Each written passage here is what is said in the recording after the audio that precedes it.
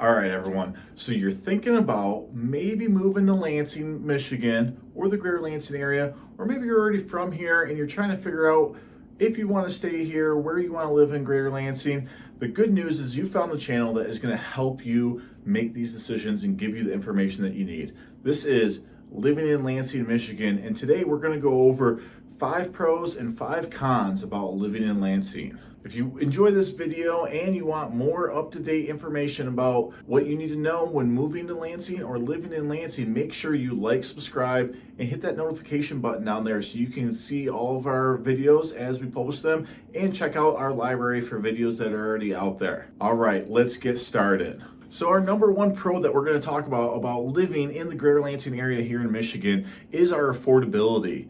So the greater Lansing area has an average or median sales price of around $230,000 for a home, which is substantially below the national average that's hanging right around $420,000. So about 54% of national average is what you can expect to pay for a home here in the greater Lansing area, which is great news for anyone who's looking to buy or move into the Lansing area. Also, Lansing is slightly more affordable than the rest of the state. As far as Michigan goes, we're seeing an average right around that $240,000 to $260,000, depending on when we pull that number. So we're still a little bit below the average cost for owning a home in Michigan. Pro number 2 is the higher education opportunities that you can find in the greater Lansing area. We are blessed to have Michigan State University right next door in East Lansing, which is in the top 8% of all colleges across the country, and it's offering over 200 different majors and specialty opportunities here at MSU. LCC also offers their West Campus, which is focused on more of the trade type education. There's welding, auto mechanics, construction type education, all available at the West Campus. So in between MSU and everything that they have to offer, LCC and its 2 campuses, Lansing is a great place for higher education. We also have Cooley Law School, which is a highly rated law school right in the heart of Lansing. Okay, and pro number 3 for the greater Lansing area is our robust job market. Like the rest of the country, we're experiencing very low unemployment right now. It's hanging right around 2.9%. But what is maybe more special about Lansing is all of the awesome employers that we have here. There's the colleges that I've already mentioned, along with the capital of Michigan is here in Lansing, so there are numerous different jobs that are tied to the capital. We also have General Motors, who's been in Lansing for a long time and is continuing to invest money and grow their jobs here. The battery plant is currently under construction, so that's going to bring us lots of long-term quality jobs to the area. We also have a number of great insurance companies that are headquarters right here in Lansing. So we have Jackson National, Auto Owners, and Farm Bureau based right here. So great job opportunities. Okay, pro number 4 for living in Lansing. We're talking about housing, so let's talk about what type of housing options there are here.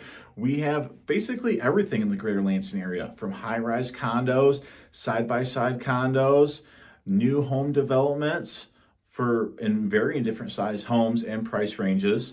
We also have downtown Lansing, and the downtown of pretty much all the suburbs have a really beautiful turn of the century feel, and lots of those homes available. So whatever style home you are interested in, you can find it here in Lansing. Okay, to wrap up our pro list, we're going to talk about the vibrant city life in the greater Lansing area.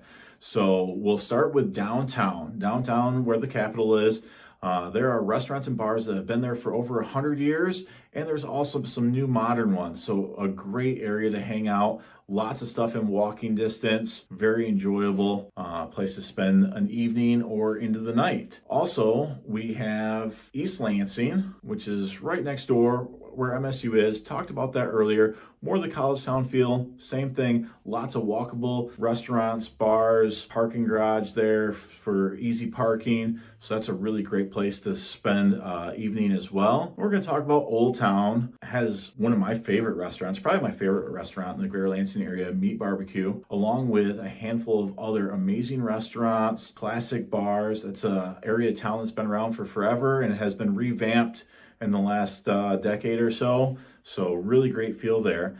And we also have what we refer to as the Stadium District. So you may not know it, but Lansing has a minor league baseball team. So right across from the baseball stadium, there are several bars, breweries, distilleries, restaurants, all sorts of great fun things that you can do in the Stadium District as well. Okay, now let's talk about the cons of the Greater Lansing area. That's right, it's not all sunshine and rainbows. There are some downsides to living in the Greater Lansing area. So we're going to start with city income tax. So both the city of Lansing and East Lansing have a city income tax. They're both structured a little bit differently. Definitely something that you need to know when you're thinking about buying or taking a job here in the city of Lansing or East Lansing. So city of Lansing, you pay one income tax if you live in the city of Lansing and a separate income tax if you work in the city of Lansing. So you could pay both potentially.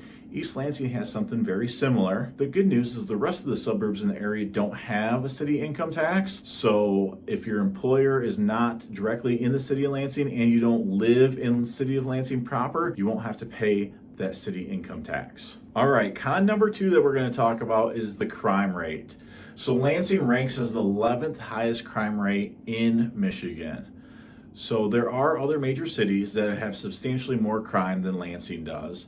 And then the other thing to consider is when you get out of Lansing into some of the suburbs around, we see that crime rate drop off. So yes, there is crime in the major city area, not as high as places like Detroit and Flint and other major cities in Michigan. And again, once we get out in the suburbs, that drops even lower. Definitely something to consider if you're thinking about living or moving to the Lansing area. Okay, con number 3 today we're going to talk about is population density. So there are a few different cities in the Greater Lansing area that have pretty dense population for their area. Obviously, as I mentioned earlier, Lansing is the capital. It's been an established city for a long time, and like most cities like that, you end up seeing pretty dense populations in those areas. MSU is kind of the same thing for East Lansing because that's been there so long. It's really been developed and pretty dense. The pro to this, though, is Lansing has lots of great suburbs that are a little bit more on the rural side because this is still the Midwest. So if you get outside of Lansing proper, you'll see that density drop off really, really quickly. So don't let that scare you away too much. Just take a look at the surrounding areas that are still going to be a short commute to the city of Lansing. Okay, con number 4 that we're going to talk about today is the poverty rate. So Michigan has a poverty rate of around 13%, which is slightly higher than the national average, which is hanging right around that 12.4%. Now, the city of Lansing is higher than both of those, coming in right around the 26%, depending on when I look at that number. So we do see a higher poverty rate in the city of Lansing. Although, much like I had mentioned with crime and population density, not quite as high as some of the other major cities, Detroit, Flint, Saginaw, in Michigan. So it's going to be somewhere in the middle poverty rate for Michigan as far as major cities go. And then similar to the other topics, the suburbs, we see that number drop off pretty quickly. So once we get out of city of Lansing proper and into some of the suburbs around the Greater Lansing area, that number is going to drop off to national average, or in some cases even quite a bit below national average. Okay, and con number 5 for our list is the risk of severe weather. So we can get some pretty severe weather here in the Greater Lansing area. We actually have had tornadoes recently in the last couple of years, so that is a potential risk. Although tornadoes is kind of our worst case scenario, we do not see them that often. Hurricanes, earthquakes, things like that don't affect us here in the Greater Lansing area. I guess unless you're moving from a warm climate and maybe you consider our cold winters as